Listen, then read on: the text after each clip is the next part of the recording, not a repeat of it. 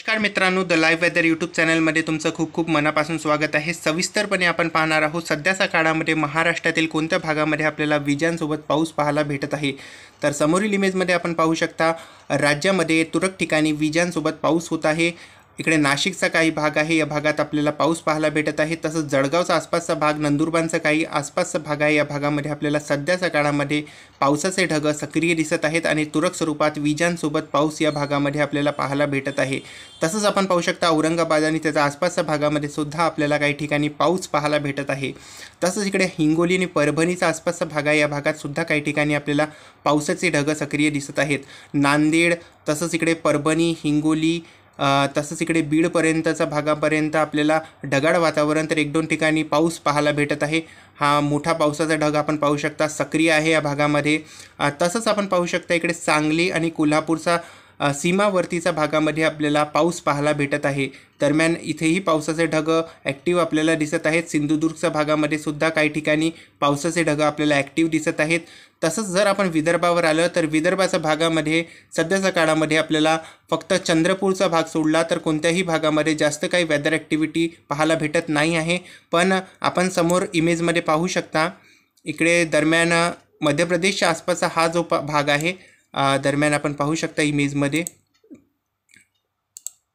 मध्य प्रदेशच्या दरम्यानचा हा जो भाग आहे, या भागामध्ये आपण पाहू शकता पावसाचे ढग तयार होत आहेत आणि हे पावसाचे ढग हळूहळू विदर्भाच्या भागाकडे वाढणार आहेत आणि यामुळे विदर्भातील काही भागांमध्ये आपल्याला पुढच्या काही तासामध्ये पाऊस पाहायला भेटू शकते, अशी शक्यता इथे बनताना आपल्याला दिसत आहे। तसंच हे पावसाचे ढग चंद्रपूरच्या भागामध्ये बनलेले आहेत। तसंच येणाऱ्या काळामध्ये गडचिरोलीच्या भागात सुद्धा काही ठिकाणी आपल्याला पाऊस पाहायला भेटणार आहे।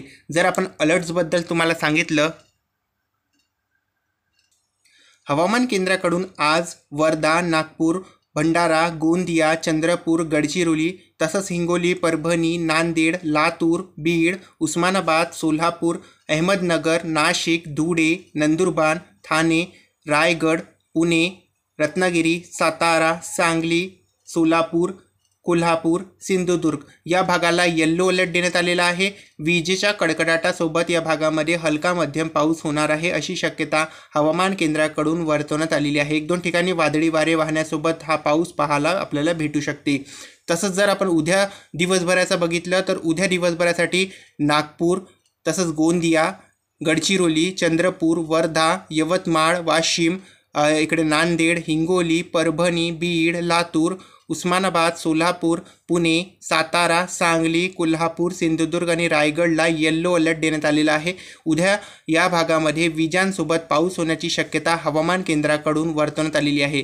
जर आपण समोर बघितलं 30 आणि 31 तारखेचा बद्दल, तर 30 तारखेला हवामान केंद्राकडून वर्धा, नागपूर, गोंदिया आणि चंद्रपूर, गडचिरोलीला येलो अलर्ट देण्यात आलेला आहे। बाकी 31 तारखेपासून राज्यामध्ये पावसाचं वातावरण कमी होणार आहे, अशी शक्यता हवामान केंद्राकडून अलर्टच्या द्वारे सांगण्यात आलेला आहे।